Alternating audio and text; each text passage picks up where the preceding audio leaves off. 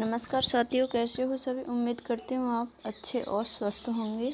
मैं शशि रानी स्वागत करती हूँ अपने YouTube चैनल एजुकेशन पॉइंट में।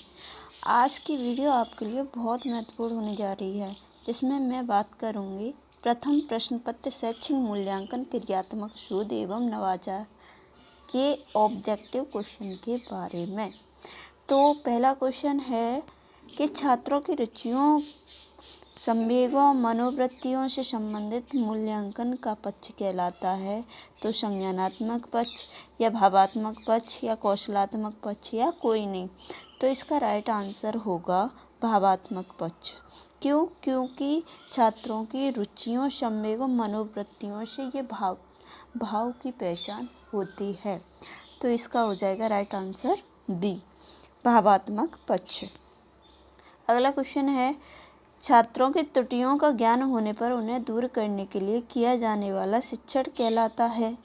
तो निदानात्मक शिक्षण कहलाता है, या नवाचारी शिक्षण कहलाता है, या उपचारात्मक शिक्षण कहलाता है, या कौशल आधारित शिक्षण कहलाता है। तो इसका राइट आंसर होगा उपचारात्मक शिक्षण। क्यों? क्योंकि दूर किया जाता है किसी का, जैसे डॉक्टर है वो बीमारी को दूर करेगा तो क्या कहलाया जाएगा, वहाँ पे उपचार हो रहा है उसका। ठीक है। ऐसे अगर कमी को ढूंढा जाता है कि पेशेंट में क्या कमी है, क्या बीमारी है, तो वो क्या कहलाता है, निदानात्मक शिक्षण। ऐसे छात्रों में त्रुटियों का ज्ञान जो किया जाता है कौन से शिक्षण द्वारा, निदानात्मक शिक्षण द्वारा किया जाता है। और दूर करने के लिए कमी को वो क्या कहलाता है, उपचारात्मक शिक्षण कहलाता है। अगला क्वेश्चन है, व्यापक मूल्यांकन द्वारा मूल्यांकन किया जाता है व्यक्ति के सभी पक्षों का, नैतिक मूल्यों का, शांति शिक्षा का, या केवल संप्राप्ति का।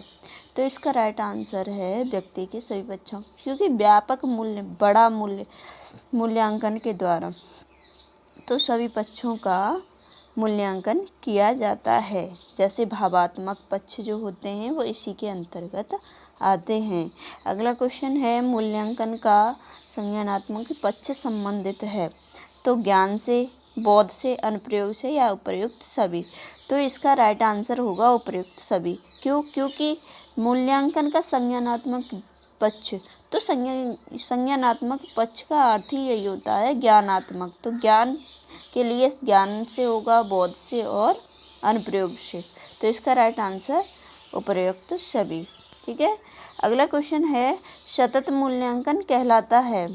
तो सतत मूल्यांकन क्या कहलाता है, सत्र के अंत में किया जाने वाला मूल्यांकन, या सत्र के मध्य में किया जाने वाला मूल्यांकन, या नित्य प्रति किया जाने वाला मूल्यांकन। तो सतत मूल्य के अंतर्गत सत्र के पहले भी मूल्यांकन किया जाता है कि बच्चे में क्या कमी है, कितना पढ़ा है कि नहीं पढ़ा है। ठीक है। तो पहले भी मूल्यांकन किया जाता है और सत्र के मध्य में भी किया जाता है और बाद में भी किया जाता है। तो ये इसका राइट आंसर उपयुक्त सभी हो जाएगा। समझ में आ रहा है। तो अगला क्वेश्चन है, विज्ञान, भूगोल तथा कृषि विषय होते हैं। विज्ञान, भूगोल तथा कृषि विषय होते हैं केवल सैद्धांतिक मूल्यांकन वाले, सैद्धांतिक तथा प्रायोगिक मूल्यांकन वाले, या केवल मौखिक मूल्यांकन वाले, या प्रयुक्त में से कोई नहीं। तो विज्ञान, भूगोल, कृषि विषय के बारे में बताया गया है। तो ये चीज़ें मौखिक होती हैं। क्यों? क्योंकि जब प्रैक्टिकल करते हैं या फिर किसी चीज़ की खोज करते हैं, जैसे भूगोल है, तो भूगोल की खोज वैज्ञानिकों ने की थी, तो क्या लिख के की थी? नहीं, वो तो देखा था, सर्च किया था, अनुप्रयोग किया था, तब खोज हुई थी। तो ये विषय किसके अंतर्गत आते हैं, केवल मौखिक और मूल्यांकन वाले विषय होते हैं। ठीक है। अगला क्वेश्चन है, उत्तम परीक्षण की विशेषता है वैधता, विश्वसनीयता, वस्तुनिष्ठता, या उपर्युक्त सभी। तो इसका राइट आंसर होगा उपर्युक्त सभी। क्यों? क्योंकि उत्तम परीक्षण में वैधता भी होनी चाहिए, विश्वसनीयता भी होनी चाहिए और वस्तुनिष्ठता भी होनी चाहिए। तो इसका राइट आंसर उपर्युक्त सभी होगा। अगला क्वेश्चन है, रचनात्मक मूल्यांकन किया जाता है। तो रचनात्मक मूल्यांकन किया जाता है बच्चों के प्रारंभिक ज्ञान का मूल्यांकन, बच्चों के अंतिम ज्ञान का मूल्यांकन, या बच्चों के माध्यमांतर का ज्ञान का मूल्यांकन, या बच्चों के समग्र ज्ञान का मूल्यांकन। तो इसका राइट आंसर होगा अ। क्यों? बच्चों के प्रारंभिक ज्ञान का मूल्यांकन किया जाता है रचनात्मक मूल्यांकन, क्योंकि किसी चीज़ की हम संरचना बनाते हैं, स्ट्रक्चर बनाते हैं, तो पहले उसके बारे में जानना ज़रूरी होता है कि ये कैसे बनेगी। जैसे किसी अमीबा का भी अगर हम चित्र भी बनाएं तो पहले उसको देखेंगे, परखेंगे कि ये किस टाइप में बन रहा है, तो उसी टाइप में हमें भी बनाना है। ऐसे ही बच्चों के लिए, तो बच्चों को पहले परखेंगे कि ये कितना जानता है कितना नहीं जानता है, तो वो किस में आता है, बच्चों के प्रारंभिक ज्ञान का मूल्यांकन में आता है। ठीक है, अगला क्वेश्चन है भावात्मक पक्ष। तो बच्चों की रुचियों से संबंधित मूल्यांकन, बच्चों की संवेगों से संबंधित मूल्यांकन का पक्ष, या बच्चों की मनोवृत्तियों से संबंधित मूल्यांकन का पक्ष। तो इसका उत्तर होगा उपयुक्त सभी, क्योंकि मैंने अभी बताया था भावात्मक पक्ष में रुचियां, संवेग और मनोवृत्तियां सारी चीज़ें होती हैं। तो इसका राइट आंसर सारे तीनों ऑप्शन हो जाएंगे। ठीक है, अगला क्वेश्चन है ब्लूप्रिंट का संबंध है। ब्लूप्रिंट का संबंध है, तो ब्लूप्रिंट का संबंध किससे है, उपचारात्मक शिक्षण से, या नवाचार से, या प्रश्न पत्र निर्माण से, या क्रियात्मक शोध से। तो इसका राइट आंसर है प्रश्न पत्र निर्माण से, क्योंकि ब्लूप्रिंट के द्वारा ही प्रश्न पत्र निर्माण किया जाता है। ठीक है, अगला क्वेश्चन है उपचारात्मक शिक्षण संबंधित है। उपचारात्मक शिक्षण संबंधित है तो किससे संबंधित है, बच्चों के गणित विषय के शिक्षण से, बच्चों में पठन क्षमता विकास से, या बच्चों की त्रुटियों को दूर करने से, या बच्चों को अंग्रेजी विषय के शिक्षण से। तो इसका राइट आंसर है स। क्यों, क्योंकि बच्चों की त्रुटियों को दूर किया जाता है उपचारात्मक शिक्षण में, और जो कमी निकाली जाती है, कमी देखी जाती है बच्चों की, वो होता है निदानात्मक शिक्षण। ठीक है, तो इसका राइट आंसर स। ठीक है, अगला क्वेश्चन है 12वां, बच्चों द्वारा किए गए कार्यों एवं उपलब्धियों का विवरण रखने हेतु प्रयोग तैयार किया जाता है। तो प्रयोग किया जाता है कार्यों और उपलब्धियों का विवरण रखने हेतु, तो अवलोकन, या मूल्यांकन, या छात्र प्रोफाइल, या समाज समिति। तो इसका राइट आंसर होगा छात्र प्रोफाइल, क्योंकि हम छात्रों द्वारा, छात्रों के लिए तो कार्य कर रहे हैं, तो छात्रों की प्रोफाइल होगी। ठीक है, तो इसका राइट आंसर स होगा। अगला क्वेश्चन है निम्नलिखित में से किसके द्वारा यह पता चलता है कि बच्चे ने अभी तक कितना ज्ञान व कौशल अर्जित किया है। तो ज्ञान और कौशल अर्जित किया है, इसको चेक करने के लिए क्या यूज़ किया जाता है, नियंत्रण, या संकेतक, या मापक, या एकेंद्रित। तो इसका राइट आंसर है स, मापक। क्यों, क्योंकि मापक द्वारा ही हम बच्चों की एबिलिटी चेक कर सकते हैं कि इसमें कितनी योग्यता है। जब रिजल्ट, बच्चों का रिजल्ट आता है तो उसमें अंक दिए जाते हैं, अंक दिए जाने को ही क्या कहते हैं, मापक कहते हैं। ठीक है, अगला क्वेश्चन है क्रियात्मक शोध का मूल्यांकन मूल आधार होता है। तो समस्या हमारी और हल भी हमारा, समस्या का हल, या समस्या का तार्किक हल, या समस्या का गहन विश्लेषण। तो इसका राइट आंसर होगा अ। क्यों, क्योंकि क्रियात्मक शोध का मतलब होता है समस्या हमारी और हल भी हमारा ही होता है क्रियात्मक शोध। ये वेरी इम्पोर्टेंट है, इसे ज़रूर याद करना, वेरी इम्पोर्टेंट है। ठीक है, अगला क्वेश्चन है 15वां, निम्नलिखित में से कौन सी क्रियात्मक शोध की विशेषता होती है। तो अधिक समय लगता है, या इसका उद्देश्य नए सिद्धांतों का प्रतिपादन करना होता है, या सामान्यीकरण नए सिद्धांतों के स्वरूप में होता है, या अनुभवजन्य होती है। तो क्रियात्मक शोध की विशेषता के बारे में पूछा है, तो इसमें अनुभवजन्य होती है, क्योंकि इसमें अनुभव प्राप्त होता है। ठीक है, क्यों, क्योंकि समस्या हमारी और हल भी हमारा। समस्या को हम समझेंगे तो उससे क्या होगा, हमें अनुभव प्रतीत होगा कि हाँ इस चीज़ का हमें अनुभव हो गया है कि हम इस, अगर आगे भी कोई समस्या आती है तो हम अपने अनुभव से इस समस्या का समाधान खुद कर सकते हैं।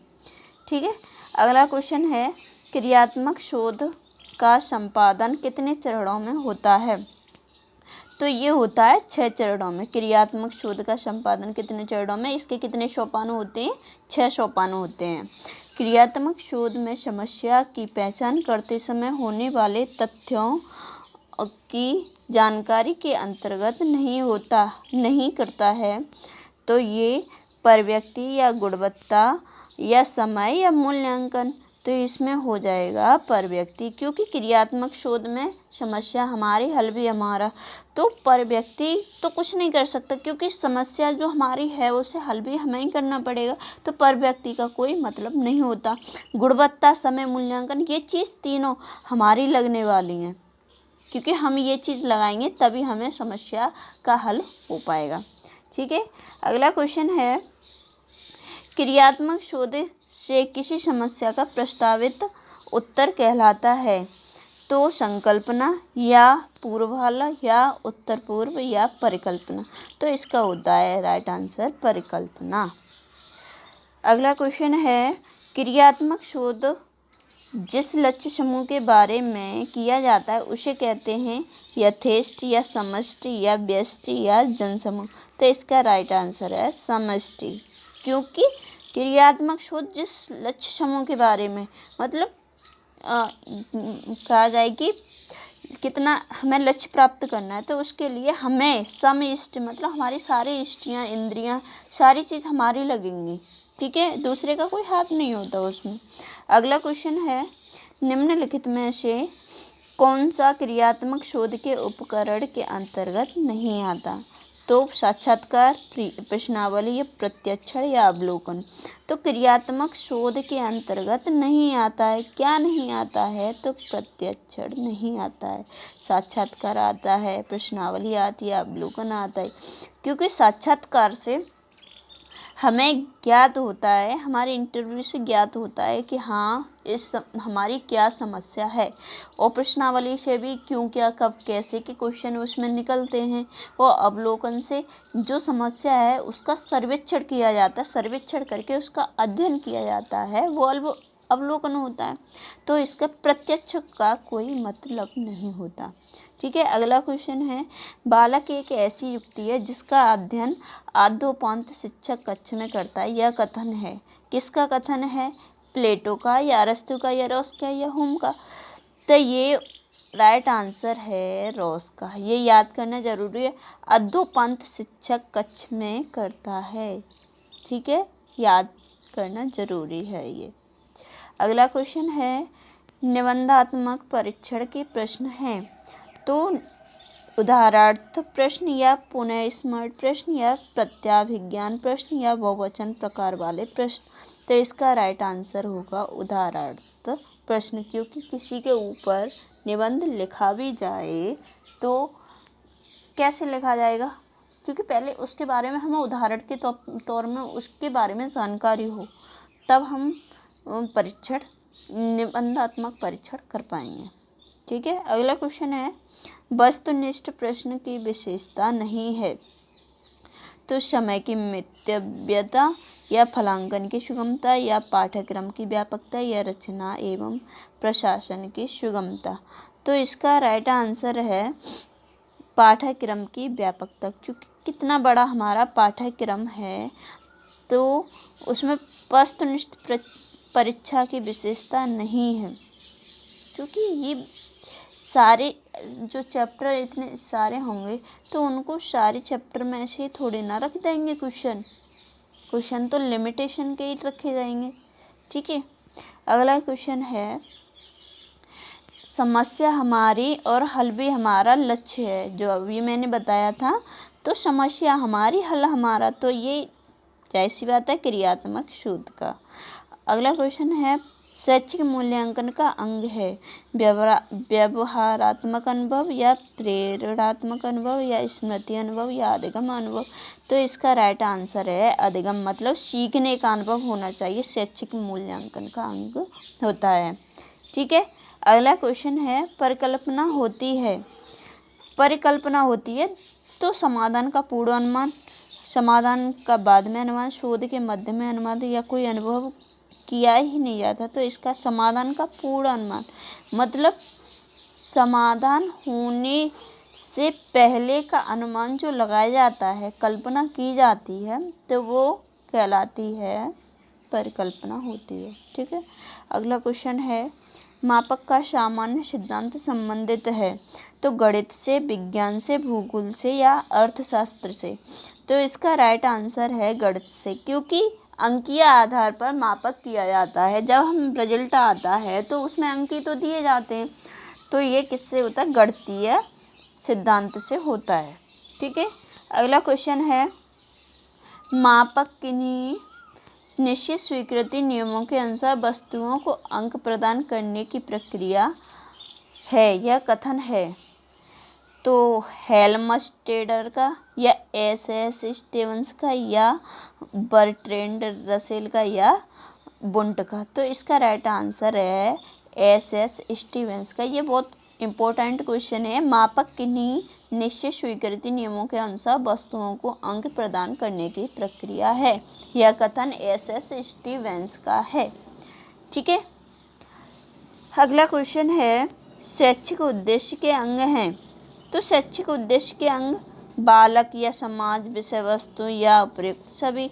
तो शैक्षिक बालक के लिए भी है, समाज के लिए भी है और विषय वस्तु के लिए भी है। ये हो जाएगा उपयुक्त सभी, इसका राइट आंसर। ठीक है, अगला क्वेश्चन है, बालक के विभिन्न कौशल विकसित होने वाला क्षेत्र है। तो ज्ञानात्मक क्षेत्र, या भावात्मक क्षेत्र, या क्रियात्मक क्षेत्र, या उपयुक्त सभी? तो कौशल विकसित होने वाला, इसमें कौशल विकसित होने वाले क्षेत्र की बात कही गई है। तो ज्ञानात्मक से भी होगा, भावात्मक से भी, क्रियात्मक से भी, तो इसका उपयुक्त सभी आंसर हो जाएगा। अगला क्वेश्चन है, बौद्धिक योग्यता में बौद्ध का अंग नहीं है। बौद्धिक योग्यता में बौद्ध का अंग नहीं है। तो अनुवाद, विवेचना, विस्तार या अनुप्रयोग? तो इसका अनुप्रयोग इसका राइट आंसर है। ये बौद्धिक योग्यता में बौद्ध का अंग नहीं होता है।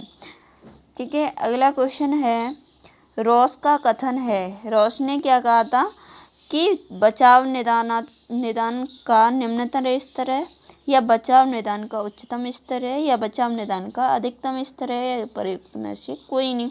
तो इसका राइट आंसर हो जाएगा बी। क्यों? क्योंकि बचाव निदान का उच्चतम स्तर है। ठीक है, तो अगला क्वेश्चन है, क्रियात्मक शोध में शोधकर्ता होता है। तो उत्पादक या उपभोक्ता, या उत्पादक एवं उपभोक्ता दोनों, या ना तो उत्पादक और ना ही उपभोक्ता? तो क्रियात्मक शोध में शोधकर्ता होता है, क्या होता है? उत्पादक एवं उपभोक्ता दोनों ही होता है। ठीक है, अगला क्वेश्चन है, क्रियात्मक शोध करने का अधिकार है। तो केवल शिक्षक को, या शिक्षक व प्रधान अध्यापक को, या शिक्षकों प्रधान अध्यापकों व छात्र को, या शिक्षकों प्रधान अध्यापकों छात्र एवं ABSA सभी को? तो इसका राइट आंसर है द, क्योंकि क्रियात्मक शोध सभी के लिए आवश्यक होता है, चाहे शिक्षक हो, चाहे प्रधान अध्यापक हो, या छात्र हो, या और कोई भी हो। ठीक है, तो सबके लिए ये क्रियात्मक शोध का अधिकार होता है। अगला क्वेश्चन है, स्टीफन एम कोरे ने शैक्षिक क्षेत्र में किस प्रकार के अनुसंधान का प्रयोग किया है? स्टीफन एम कोरे के बारे में पूछा गया है। तो क्रियात्मक शोध, या मौखिक शोध, या ऐतिहासिक शोध, या वैज्ञानिक शोध? तो इन्होंने क्रियात्मक शोध की संज्ञा दी है।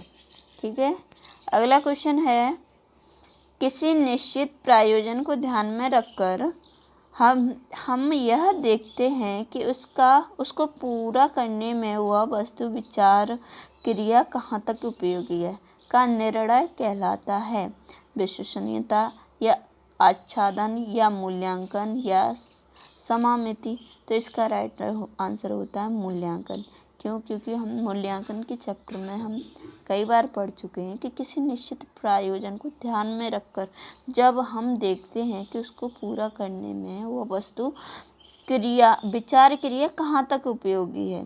ठीक है, तो वो होता है मूल्यांकन। अगला क्वेश्चन है, व्यापक मूल्यांकन का आशय होता है। व्यापक मूल्यांकन का आशय होता है व्यक्ति के सभी पक्षों के मूल्यांकन से, या नैतिक पक्ष के मूल्यांकन से, या सामाजिक पक्ष के मूल्यांकन से, या बौद्धिक मूल्यांकन से। तो इसका राइट आंसर है व्यक्तित्व के सभी पक्षों के मूल्यांकन से। ठीक है, अगला क्वेश्चन है क्रियात्मक शोध के प्रवर्तक हैं एस स्टीवेंस या स्टीफन एम कोरे या जी.सी. हेलमस्टेडर या ब्रैडफील्ड। तो अभी मैंने बताया था एम.एस. कोरे इसके राइट आंसर। कोर ने क्रियात्मक शोध दिया है। कंफ्यूज मत होना स्टीवेंस और स्टीफन एम कोरे में। ठीक है, अगला क्वेश्चन है 39वां, सतत एवं व्यापक मूल्यांकन का आरंभ हुआ। सतत एवं व्यापक मूल्यांकन का आरंभ हुआ तो 2009 से या 2008 से या 2010 से या 2011 से। तो इसका राइट आंसर है 2009 से। अगला क्वेश्चन है ब्रीता ने भाषा में 60 अंक प्राप्त किया है। 60 अंक का प्राप्त करना है तो 60 अंक का प्राप्त अंक की बात कर रहे हैं इसमें, तो ध्यान होना चाहिए अंक द्वारा मापन होता है। ठीक है, तो इसका राइट आंसर ए हो गया।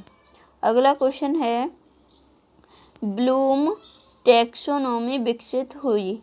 ये कब हुई थी? 1956 में विकसित हुई थी। ये आपको जरूर याद करना है, ब्लूम टैक्सोनॉमी। ठीक है, अगला क्वेश्चन है प्रोफेसर स्टीफन एम कोरे की पुस्तक है। कौन सी पुस्तक है? ओरिजिन ऑफ स्पीसीज या इसेंशियल ऑफ एजुकेशन मेजरमेंट या इम्प्रूव एजुकेशन या इम्प्रूव स्कूल प्रैक्टिस। तो इसका राइट आंसर है इम्प्रूव स्कूल प्रैक्टिस, क्योंकि स्कूल में ही प्रैक्टिस की जाए। ठीक है, अगला क्वेश्चन है मूल्यांकन के शैक्षिक आवश्यकता किसको होती है? तो छात्र को, शिक्षक को, अभिभावक को या सभी को। तो मूल्यांकन की शैक्षिक आवश्यकता सभी को होती है। ठीक है, ये आपको पता ही है। अगला क्वेश्चन है सामान्य रूप से मूल्यांकन के तीसरे पक्ष होते हैं। तो कितने पक्ष होते, कितने पक्ष के बारे में पूछा है? तो इसके होते हैं 6 पक्ष होते हैं। ठीक है, अगला क्वेश्चन है मूल्यांकन प्रक्रिया का केंद्र बिंदु होता है। तो विद्यार्थी, अध्यापक, विद्यालय या प्रधानाचार्य। तो इसका केंद्र बिंदु होता है विद्यार्थी, क्योंकि मूल्यांकन किसके द्वारा होता है? विद्यार्थियों। मूल्यांकन किसका किया जाता है? विद्यार्थियों का मूल्यांकन किया जाता है एक शिक्षक के द्वारा। ठीक है, अगला क्वेश्चन है सतत मूल्यांकन से पर्याप्त होता है। सतत मूल्यांकन से तात्पर्य होता है सत्र में 2 बार परीक्षा लेना या सत्र में 3 बार परीक्षा लेना या सुविधानुसार परीक्षा लेना या सत्र प्रारंभ से सत्रांत विद्यार्थी की योग्यता का आकलन करना। तो इसका राइट आंसर है क्योंकि सतत मूल्यांकन में कभी भी ले सकते हैं टेस्ट वगैरह, उसमें क्लास में बच्चों का टेस्ट कभी भी ले सकते हैं, सत्र के पहले भी, सत्र के बीच में भी और सत्र के बाद में भी। तो सत्र प्रारंभ के सत्रांत तक विद्यार्थी की योग्यता का आकलन करना, ये क्या होता है? सतत मूल्यांकन होता है। अगला क्वेश्चन है शैक्षिक शोध को सामान्यतः कितने वर्गों में बांटा जाता है? तो शैक्षिक शोध को सामान्यतः कितने वर्गों, तो मैंने कई बार बताया ये 6 सोपान होते हैं, 6 सोपानों में बांटा गया। ठीक है, अगला क्वेश्चन है शिक्षण अधिगम प्रक्रिया में नवाचार है। अभिक्रमित अनुदेशन या टोली शिक्षण या खुली कक्षा या उपयुक्त सभी। तो इसका आंसर हो जाएगा उपयुक्त सभी, क्योंकि शिक्षण अधिगम प्रक्रिया में नवाचार तो टोली भी शिक्षण होती है, खुली कक्षा भी होनी चाहिए, अभिक्रमित अनुदेशन भी होना चाहिए। तो इसका राइट आंसर द हो जाएगा। अगला क्वेश्चन है निम्न में से कौन सा ब्लूम के ज्ञानात्मक क्षेत्र के अंतर्गत नहीं आता है? तो विश्लेषण या संश्लेषण या मूल्यांकन या मूल्य आंकना। तो मूल्य आंकना ये किस में नहीं आता है? ज्ञानात्मक क्षेत्र में नहीं आता है, क्योंकि मूल्य आंकना किस में होता है? मापन में होता है, ना कि ज्ञानात्मक क्षेत्र के अंतर्गत आता है। ठीक है, अगला क्वेश्चन है ब्लूप्रिंट है। अभी मैंने बताया था ब्लूप्रिंट प्रश्न पत्र आधारित की आधारशिला होती है, ये याद रखना। ब्लूप्रिंट प्रश्न पत्र की आधारशिला होती है, इसका राइट आंसर। ठीक है, अगला क्वेश्चन है 51वां क्रियात्मक शोध का मूल आधार होता है। क्रियात्मक शोध का मूल आधार होता है तो समस्या का तुरंत हल, समस्या भी हमारी और हल भी हमारा, सिद्धांत का निर्माण या बड़ी से बड़ी समस्या का हल होना। तो क्रियात्मक शोध मैंने कई बार पढ़ाया आपको, तो समस्या भी हमारी और हल भी हमारा, तो इसका राइट आंसर ब हो जाएगा। अगला क्वेश्चन है, किसी समस्या को प्रस्तावित उत्तर कहलाता है। प्रस्तावित मतलब पेश करने वाला उत्तर कहलाता है। व्यक्तिगत, समीक्षा, प्रत्यागण या परिकल्पना, उपकल्पना। तो ये होता है परिकल्पना और उपकल्पना कहलाता है जो प्रस्तावित उत्तर होता है। ठीक है, क्यों? क्योंकि समस्या पहले ढूंढी जाएगी। ठीक है, उससे पहले देखा जाएगा कि इस बच्चे में कमी क्या है, तो उसके लिए उपकल्पना भी की जाएगी, परिकल्पना भी की जाएगी कि इस बच्चे में हो सकता है कि ये थोड़ा पढ़ने में अच्छा हो या हो सकता है पढ़ने में थोड़ा कम हो, तो ये कल्पना ही तो कर रहे हैं, तो ये इसका राइट आंसर परिकल्पना या उपकल्पना हो जाएगा। अगला क्वेश्चन है, क्रियात्मक शोध का अंतिम चरण होता है तो निष्कर्ष, प्रदत्त विश्लेषण या परिकल्पना निर्माण या सांख्यिकी विश्लेषण। तो इसका निष्कर्ष होता है, क्योंकि क्रियात्मक शोध में एक तो समस्या होती है और हल भी हमारा होता है, तो उसका निष्कर्ष भी निकालना पड़ता है कि निष्कर्ष क्या निकला इसका। ठीक है, समझ रहे हैं आप।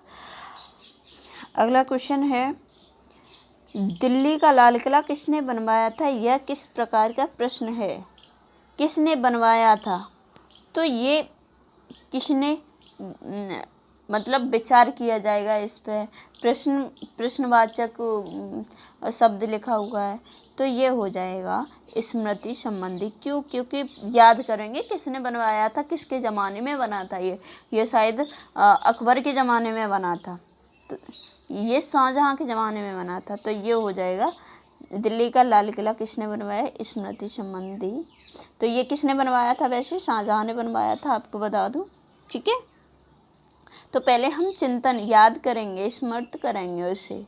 ठीक है, तब हमें उत्तर पता करेंगे। अगला क्वेश्चन है, सामुदायिक सहभागिता में नवाचार है एनसीसी या स्काउटिंग या रेड क्रॉस संस्था या उपयुक्त सभी। इसका राइट आंसर उपयुक्त सभी हो जाएगा, क्योंकि सामुदायिक सहभागिता में नवाचार के लिए ये सारी चीज़ें ज़रूरी होती हैं। ठीक है, अगला क्वेश्चन है, निम्नलिखित में से कौन वस्तुनिष्ठ प्रकार का प्रश्न नहीं है? वस्तुनिष्ठ मतलब ऑब्जेक्टिव टाइप का क्वेश्चन नहीं है, तो सीधी सी बात है बहुविकल्पीय प्रश्न, ये तो ऑब्जेक्टिव होती हैं। एक अंतरपद ये भी होते हैं। लघु उत्तरीय प्रश्न, ये लघु उत्तरीय प्रश्न नहीं होते, क्योंकि इनमें लॉन्ग टाइप में लिखा जाता है हमें आंसर। ठीक है, या मिलान पद भी ऑब्जेक्टिव होते हैं, तो राइट आंसर इसका स हो जाएगा। ठीक है, अगला क्वेश्चन है, ऐसा परीक्षण जो बार बार प्रयोग करने पर जैसा परिणाम देता है कहलाता है। तो क्या कहलाता है? विश्वसनीयता, न्यायादर्श या वैधता या कोई नहीं। तो इसका राइट आंसर विश्वसनीयता, क्योंकि बार बार प्रयोग करने पर वैसा ही परिणाम आ रहा है, चाहे कितनी बार प्रयोग किया जाए, कोई त्रुटि नहीं हो रही, वही परिणाम निकल आ रहा है, तो उसे विश्वास है कि हाँ यही आंसर राइट होगा। ठीक है, तो इसका आंसर होगा आ। अगला क्वेश्चन है, उत्तम परीक्षण की विशेषता है। तो उत्तम परीक्षण की विशेषता वैधता, विश्वसनीयता या व्यवहारिकता है, उपयुक्त सभी। तो उत्तम परीक्षण की विशेषताएं ये तीनों होती हैं। अगला क्वेश्चन है, शोध कितने प्रकार के होते हैं? तो शोध दो प्रकार के होते हैं। शोध कितने प्रकार के होते हैं? दो प्रकार के होते हैं, एक क्रियात्मक शोध और एक शिक्षणात्मक शोध। ठीक है, अगला क्वेश्चन है, मूल्यांकन का पक्ष है। तो मूल्यांकन का पक्ष क्या होता है? ये तीनों ही होते हैं, संज्ञानात्मक, भावात्मक, कौशलात्मक, उपयुक्त सभी। इसका राइट आंसर द होगा। प्रश्न पत्र निर्माण की प्रक्रिया है। तो मैंने ब्लूप्रिंट के बारे में बहुत बार आपको बता दिया है, तो ब्लूप्रिंट इसका राइट आंसर है। तो दोस्तों, अब ये वीडियो आपको पसंद आई तो इसे लाइक और शेयर सब्सक्राइब ज़रूर करना। ठीक है, बेस्ट ऑफ लक।